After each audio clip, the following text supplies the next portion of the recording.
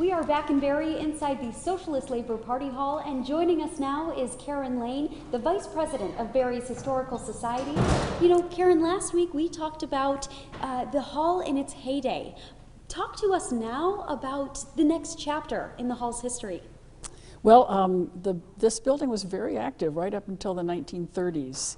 And as you might imagine, during the Great Depression, it was pretty hard to keep a co-op going in a big building like this. So Karen, tell us about the co-op that got started out of here. It turned out it was the first Italian food co-op in New England, and founded in 1911. It was a very popular place. People could come here and get all their favorite ethnic foods, particularly Italian cold cuts, cheeses, olives, olive oils that they loved from home.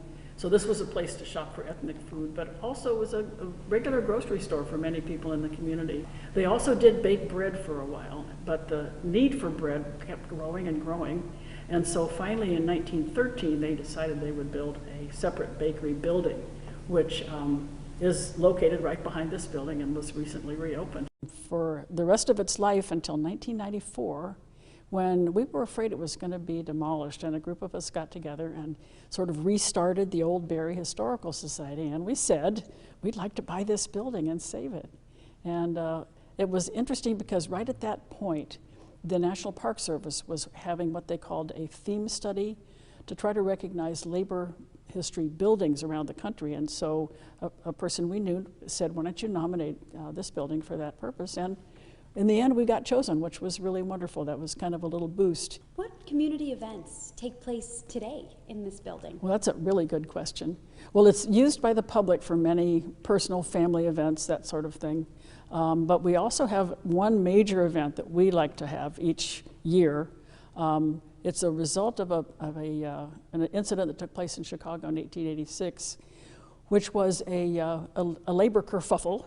And it was called the Haymarket Incident, and out of that grew an effort to try to secure the 8-hour working day for people around the United States, because people were working many more hours than just 8 hours each day. Oh, so every May, what can Vermonters here in Barre expect at this building every May 1st? Well, until the pandemic, we like to have a public event, usually a sit-down dinner, and then sometimes a concert or a film. We've had several world premieres here as a part of May Day, and we just like to do something that's in keeping with the history of the building and the philosophy of the people who built it. At this place in history.